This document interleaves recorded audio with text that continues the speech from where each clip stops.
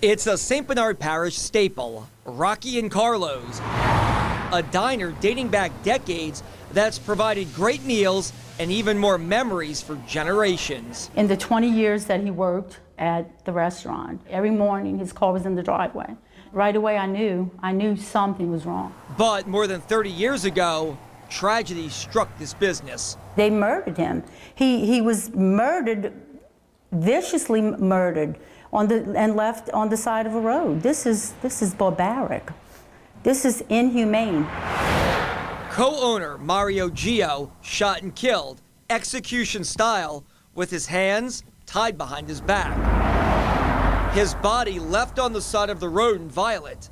Cash and personal items stolen.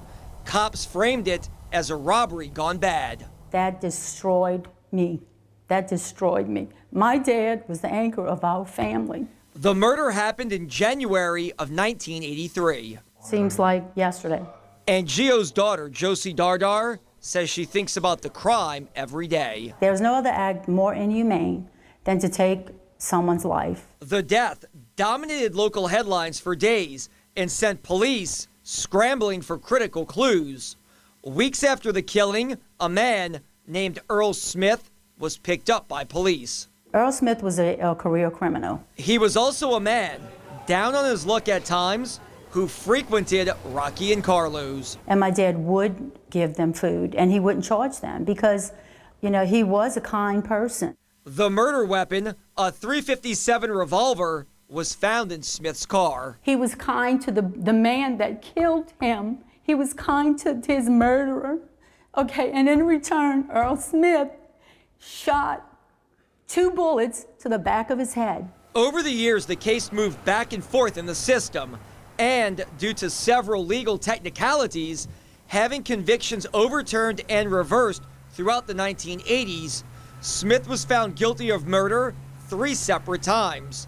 The last conviction finally sticking. This convicted killer got 3 trials, 3 chances to be a free man.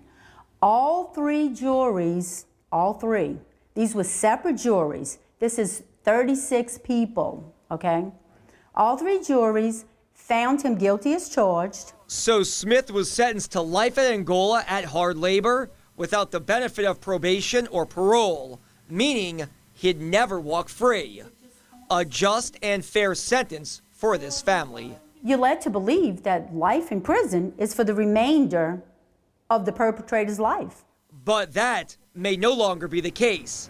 Late last year, records obtained by WDSU Investigates show that Earl Smith applied for what's called a medical treatment furlough.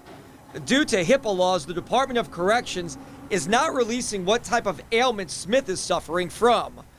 But DOC guidelines say that to qualify for the furlough, an inmate must be a limited mobility offender who can be released to an off-site facility appropriate to the offender's medical treatment needs, meaning Smith, who's in his 70s, could leave Angola and spend his final years in a less confined treatment, care, or even an assisted living facility. Life in prison is not life in prison. The DOC says these types of alternative options are necessary to decrease an aging and, at times, a costly prison population, reassigning inmates who rely on expensive medical needs that can cripple the budget. In 3 years, the DOC says 6 inmates have been denied a medical furlough. 8 have been granted. Both James Pullman, the sheriff in St. Bernard Parish, and the district attorney, Perry Nakosha, are against Smith being released from Angola and moving to a medical facility. This is an atrocity. This is wrong, okay? This is evil. We should not have to live this over and over again. And the position of the victim's family, it's clear and unsympathetic. He wants mercy to be shown to him. If they don't want to take care of him, if he's becoming a problem, then they should just take a gun and shoot him like he shot my dad.